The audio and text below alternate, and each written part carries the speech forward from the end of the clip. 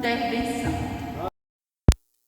E ele segue aconselhando no 13 diz: por causa do Senhor, sujeite-se a toda autoridade constituída entre os homens, seja ao rei como autoridade suprema, seja aos governantes como por eles enviados para punir os que praticam mal e honrar os que praticam bem.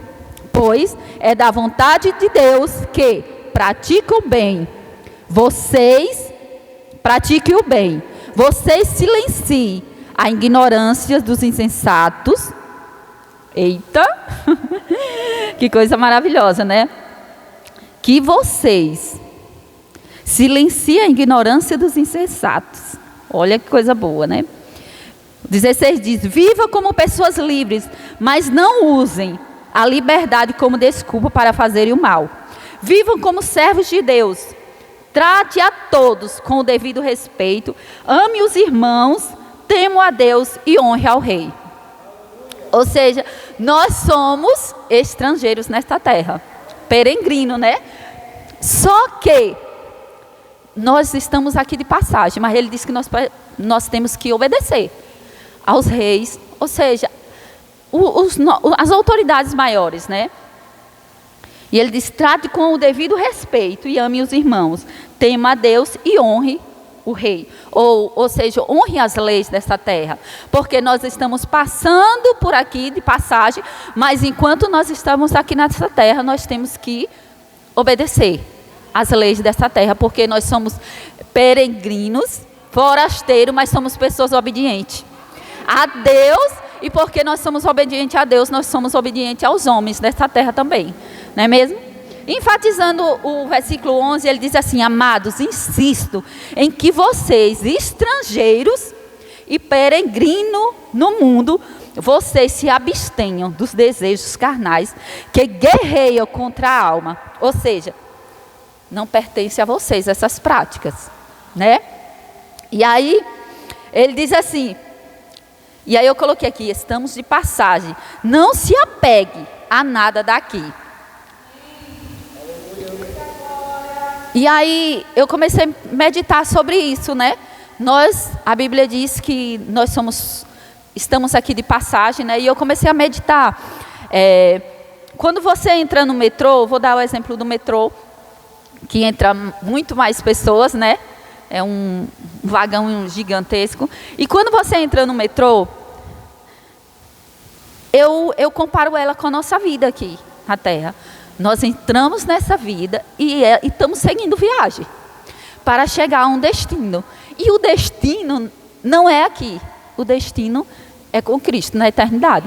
Assim também é no metrô. Quando você entra, dentro entra bastante pessoas junto. E estão ali com vocês, às vezes está ali com pessoas que familiares seus, ou colegas, amigos, estão ali batendo papo, seguindo a vida. E aí vai entrando, em cada parada, vai descendo alguns e outros entram. Uns para fazer parte da nossa vida e outros que saem, né? Então, é assim a caminhada com Cristo, é como se fosse uma viagem mesmo, que você entra nesse vagão e vai seguindo viagem. E durante essa caminhada, essa viagem, pessoas entram e pessoas saem.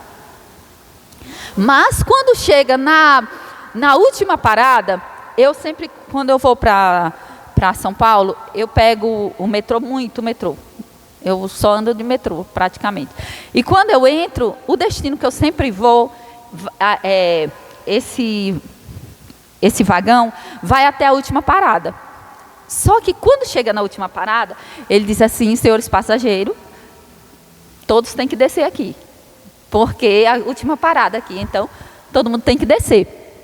E eu fico pensando, nós entramos nessa vida, mas vai chegar uma hora que o Senhor vai falar conosco, vai nos chamar, seja no dia do arrebatamento ou até antes, né? Ele vai dizer: chegou a sua hora de você desembarcar, desça. Mas nós, nesta vida, o que é que acontece? Nós estamos vivendo muitas vezes de forma que parece que nós vamos viver nessa embarcação o tempo todo, sem descer dela. Vivemos como que a nossa vida é aqui, com nossa mente nas coisas daqui. E não.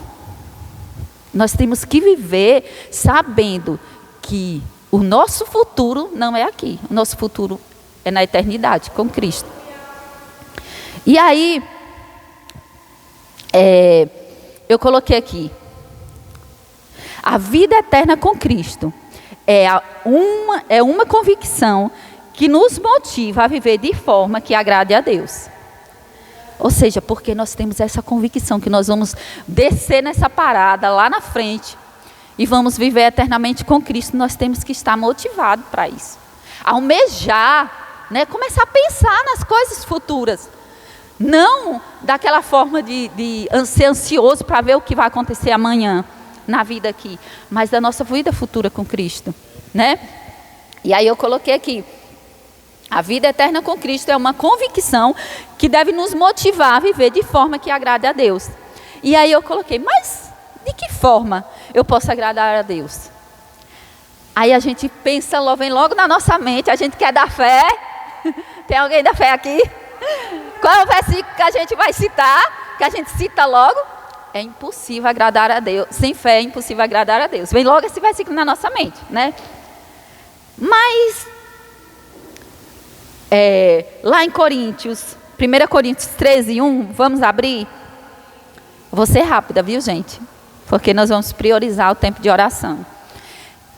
Em 1 Coríntios 13, 1 diz assim: eu poderia falar todas as línguas que são faladas na terra e até no céu, mas se não tivesse amor, as minhas palavras seriam como o som de gongo ou como o barulho do sino. Poderia ter o dom de anunciar a mensagem de Deus, ou seja, eu ser um profeta de Deus, ter todo o conhecimento e entender todos os segredos e ter tanta fé que até poderia tirar as montanhas do seu lugar, mas se não tivesse amor, eu não seria nada. Aí o 3 diz assim: poderia dar tudo que tenho e até mesmo entregar o meu corpo para ser queimado, mas se eu não tivesse amor, isso não me adiantaria de nada. O 4 diz: quem ama é paciente e bondoso. Quem ama não é ciumento, nem orgulhoso, nem vaidoso. Quem ama não é grosseiro, ou seja, é gentil, é doce, né, amável. E nem egoísta. Não fique irritado.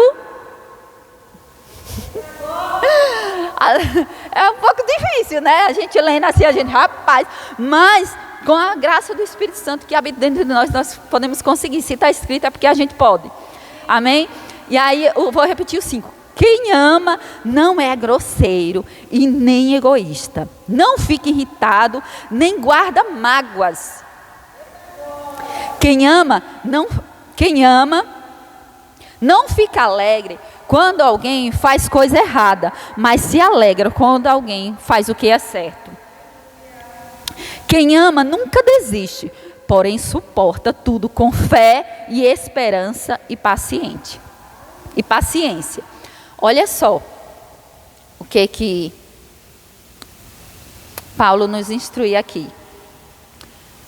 Quando nós vemos assim, o que agrada a Deus? Sem fé é impossível agradar a Deus. A gente já pensa logo em fé. Mas nós vemos aqui que a fé e o amor têm que caminhar juntos, né? A fé sem o amor não adianta de nada. E viver em amor sem fé não vai agradar a Deus também, né? Então, a fé e o amor andam juntos.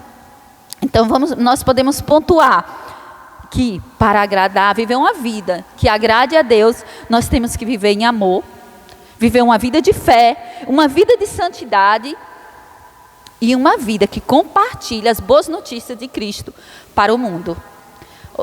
Há aquele versículo que diz assim, que o Senhor nos deu uma ordem, não foi nem um pedido, foi uma ordem: ide por todo o mundo e pregai o Evangelho a toda criatura. Ou seja, você recebeu a salvação em Cristo Jesus? Que tem algo melhor do que a salvação, de que você saber que após a vida aqui na terra, nós vamos passar a eternidade com Cristo? Não tem coisa melhor de ter essa certeza habitando dentro de nós. é a maior realização que um homem e uma mulher neste mundo pode ter. Essa certeza, essa convicção dentro de nós. Para onde nós vamos na eternidade. Para onde nós vamos no final da nossa vida. Que é para a eternidade com Cristo. Porque vai existir duas eternidades, né? A com Cristo e a sem. Então, o Senhor diz assim, você recebeu essa bênção que é a salvação, compartilhe para outros. Ide por todo mundo e pregai o Evangelho, né? E de bônus, você pode levar para essas pessoas libertação, cura, onde essas pessoas vão ser transformadas, né? Você pode chegar com essa palavra, oferecendo, dizendo para elas que há uma vida eterna com Cristo e que não adianta elas viverem de qualquer jeito neste mundo, achando que todos os caminhos levam a Deus, como dizem por aí. Mas no final de tudo, nós servimos o mesmo Deus. Mas às vezes eles estão servindo, achando que estão servindo Deus com toda boa intenção, mas da forma errada. Não adianta você estar com a passagem na mão da salvação e entrar no metrô, no ônibus errado. Não adianta. Então, seu Fernando, vê seu Fernando rindo, viu? Alguma coisa diferente eu falei aqui.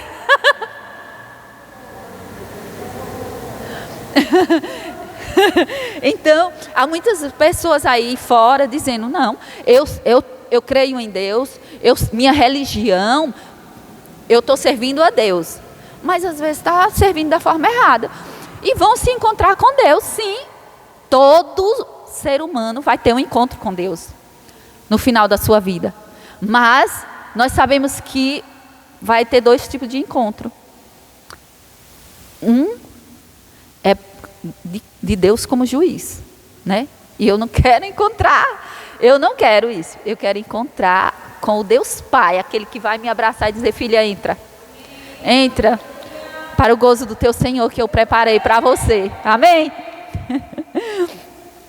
Mas aí, lá em Efésios, você pode dizer assim, Lene, você acabou de falar que nós somos peregrino e forasteiro, né? Foi o que nós acabamos de ler lá em cima, no primeiro versículo nós lemos em 1 Pedro, né? Onde dizia que nós somos peregrino e forasteiro neste mundo, né? Mas lá em Efésios 2:19 fala também que nós não somos mais nem peregrinos e nem estrangeiros. Aí a gente vai dizer, você acabou de ler dizendo que você é um estrangeiro neste mundo e que você é um peregrino. E agora, lá em Efésios diz totalmente o contrário, dizendo que nós não somos mais nem peregrino e nem forasteiro.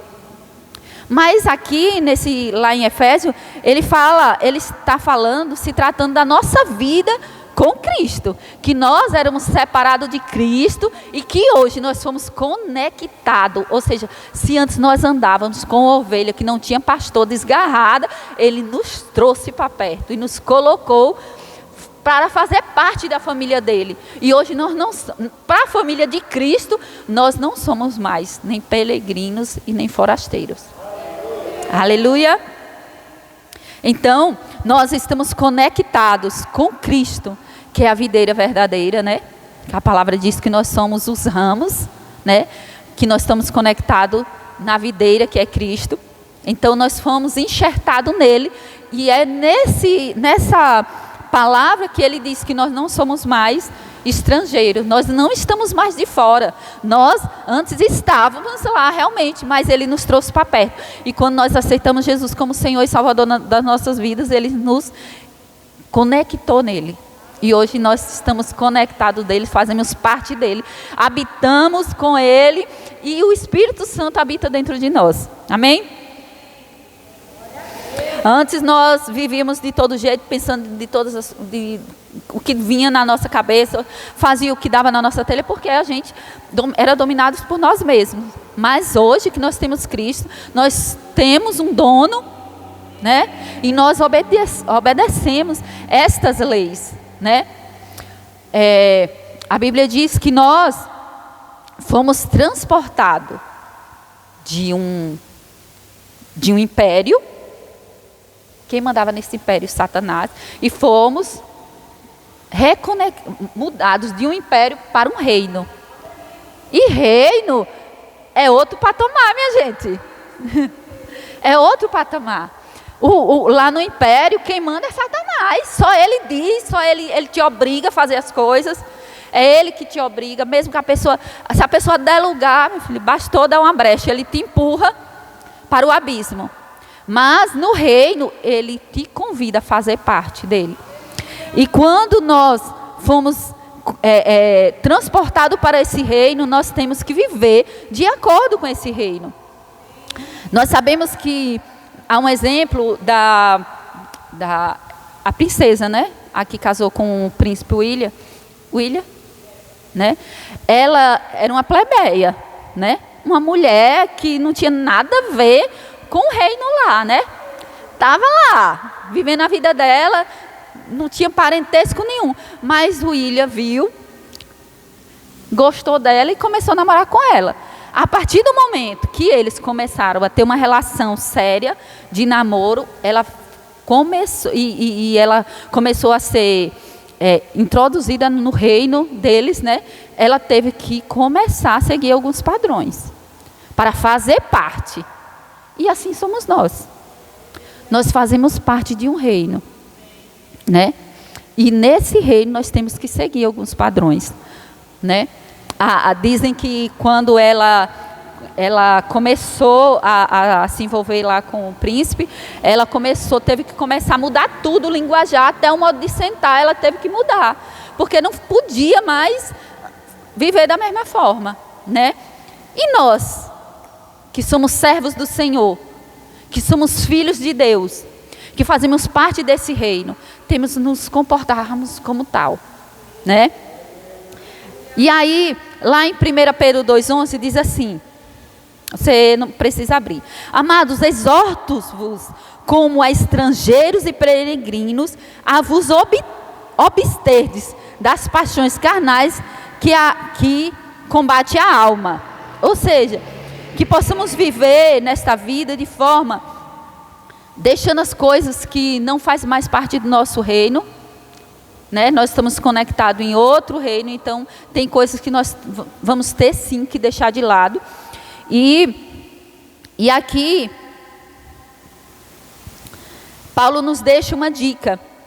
Quando ele viveu aqui na terra, Paulo, lá no 9, ele diz assim, deixa eu ver onde foi que eu li. Em Filipenses 4:7, diz assim, e a paz de Deus, que ninguém consegue entender, guardará o coração e a mente de vocês, pois vocês estão unidos com Cristo. O 8 diz assim, por último, meus irmãos, encham a mente de vocês com tudo que é bom e merece elogio, isto é, tudo que é verdadeiro, digno, correto, puro, agradável e decente. Ponham em prática o que vocês receberam e aprenderam de mim, tanto com as minhas palavras como com as minhas ações. Paulo, ele foi um homem que deixou nas cartas o modo que ele vivia, e ele disse assim, me imite.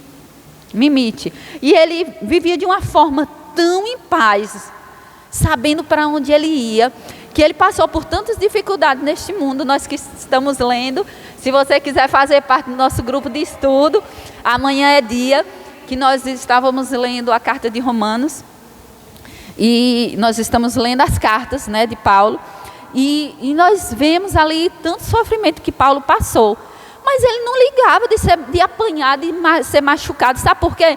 Porque ele sabia o futuro que esperava por ele. E nós temos que viver dessa forma, porque nós vivemos muitas vezes de forma que parece que nós vamos viver para sempre aqui na terra, procurando cada vez mais crescer. Eu sei que é normal, é bom a gente querer o melhor emprego. Se você estiver num emprego bom, você querer o melhor. É lícito isso, mas nós não podemos viver achando que vamos viver para sempre aqui, correndo atrás só dessas coisas, porque a palavra de Deus diz que nós temos que correr atrás primeiro das coisas de Deus, das coisas do reino de Deus. E depois, essas outras coisas, elas vão ser acrescentadas na nossa vida. Porque quando nós obedecemos a palavra, vivemos a palavra, nós vamos ser instruídos pelo próprio Espírito Santo a saber lidar, tomar as decisões certas. Por exemplo, você vai, porque almeja passar num concurso, o Espírito Santo vai te guiar, se debruça mais aí nos estudos, estuda aí, porque eu vou te guiar. E aí ele prepara um concurso e você vai lá, já com tudo na sua cabeça, chega lá, o Espírito Santo vai te fazer lembrar, você vai responder todas as questões e vai dar tudo certo, com leveza, né? Sem peso, porque quando nós queremos viver a nossa vida da nossa forma, querendo correr atrás de tudo que a gente quer, por cima de tudo, achando que é com a nossa força, fica pesado, né? Eu já vivi isso. Eu e meu esposo, a gente já quis abraçar tantas coisas de uma vez só, e aí aquilo nos sufocava. Aí você olhava, eles estão bem. Só que a nossa vida, a gente não tinha tempo para nada. Era aquela correria, porque a gente queria mais, queria crescer, é bom, mas até que nível a gente pode correr atrás dessas formas, né? Trazendo canseira para a nossa vida, e acaba que quando nós vamos fazer as coisas de Deus, nós estamos tão sobrecarregados que não consigo, que a gente está tão cansado das coisas terrenas, né, das coisas seculares, e quando vamos fazer as coisas de Deus, estamos cansados, desmotivados, sem força física, que afeta a nossa vida espiritual, né? Porque você tão cansado fisicamente, você não vai conseguir tirar um momento de intimidade a mais com Deus, né? Há tantas pessoas que colocam a sua vida, dizem, não, minha prioridade é meu filho, minha prioridade é meu trabalho, mas a nossa prioridade é o Senhor, porque é com Ele que nós vamos viver para sempre. Imagine você vivendo toda a sua vida aqui na terra. A Bíblia diz que 1000 anos para Deus é como se fosse um dia, e um dia é como se fosse 1000 anos. Nós não vivemos, que eu saiba, eu não conheço ninguém, depois que Jesus morreu para cá, que Jesus veio para cá, ninguém viveu essa quantidade de dias. Então, para Deus, você nasce num dia e morre no mesmo dia, né? Se a gente for pensar dessa forma, é muito rápido. A Bíblia diz que nós somos como a flor, uma árvore que está toda florida de manhã, e quando é no final do dia, está toda murcha já. É a nossa vida aqui na terra. Nós nascemos, estamos com toda a vitalidade, mas quando nós pensamos que não, quando nós vamos subir, eu costumo dizer que nossa vida é assim, você vai subindo eu acho que até os 50, mais ou menos. Até os 50, quando chega aos 50, é descendo já. Então nós temos que aproveitar. Porque, minha filha, a vitalidade que eu e você temos é até os 50. Até os 50 a gente está, com o pique todo. Mas quando chega depois dos 50, aí vai vindo canseira, vai vindo algumas situações que você não está mais com o mesmo pique, né? De quando você era mais novo, né? Então nós temos que aproveitar e viver com excelência esse período que nós estamos vivendo aqui na terra, sabendo para onde nós vamos passar a nossa eternidade, que é o início de tudo, é a chegada. Você viu que eu comecei falando que o metrô, você pega aquele metrô, e aí ele para na última parada e diz, pronto, chegou. Aqui é o último ponto, pode descer. Aqui é o começo da eternidade, você vai entrar para a eternidade. Aqui nós estamos indo como passageiro. A partir do momento dessa parada, nós vamos entrar para a vida eterna com Cristo. E qual é a expectativa que eu e você estamos tendo? Qual é o nível de expectativa que eu e você estamos tendo dentro de nós sobre a eternidade com Cristo? Como eu e você estamos vivendo aqui, pensando mais nas coisas terrenas, colocando toda a nossa energia nas coisas terrenas? Nós temos que nos policiar o tempo todo, o tempo inteiro, porque senão a gente foca só nas coisas daqui. Aí vem a ansiedade, porque você começa a dizer, vixe, o tempo está passando e eu preciso acelerar, eu preciso me realizar aqui nesta terra. Achando que você vai... Sabe que, olha como é tão natural da nossa mente ter essa pressa de acelerar, de correr atrás das coisas. Por quê? Porque é passageiro. Se não fosse, a gente vivia de boa, não tinha pressa para nada. Mas nós vivemos com essa pressa, né? Por quê? Porque nós sabemos que aqui é passageiro. Então, vamos cuidar da nossa vida aqui, com moderação, com cuidado, né? Com zelo, mas sabendo que o nosso futuro é com Cristo. É na vida eterna com Cristo, né? E aí eu fiquei pensando sobre isso, para encerrar, eu fiquei pensando sobre isso, sobre essa pressa que nós temos, que aí o que é que a gente colhe com essa pressa? Para vivermos, desfrutar de tudo que tem aqui na terra. Deus tem o melhor para mim e para você desfrutar, mas com leveza, né? De forma natural, né? Mas o que é que acontece? As pessoas vivem numa pressa tão grande que aí começa a gerar o quê? A ansiedade. Ansiedade é o quê? É pensar demais no futuro. E não é no futuro da eternidade, é no futuro das coisas daqui. E as pessoas fazem o quê? Adoecem. Eu ouvi um tema de um livro que diz assim: abrace a sua ansiedade. Eu digo, está repreendido em nome de Jesus. Está repreendido em nome de Jesus. Eu não quero esse livro longe de mim. Abraçar a ansiedade, que é isso? Algo que vai te adoecer? Não. Eu não vou abraçar coisa nenhuma, volto para o inferno, da onde tu saiu. Eu não quero saber de você não, ansiedade. Porque as pessoas estão com tanto cuidado com essa ansiedade. Ai, a ansiedade, ele está passando por ansiedade. E aí você pega a ansiedade, bota no colo e fica assim, balançando e dizendo, não, é porque eu estou com ansiedade. E sofrendo, trazendo peso. Mas a Bíblia, a única, não vou dizer essa palavra ansiedade, vou dizer a única expectativa de futuro que eu e você temos que ter. Para viver a vida eterna com Cristo. Porque há tantas coisas boas esperando por nós na eternidade. A palavra de Deus diz que nem olhos viram, nem nosso pensamento, a nossa mente ela trabalha tanto, mas ela não consegue imaginar o que espera por nós. É muito maior, é muito melhor o que espera por mim e por você.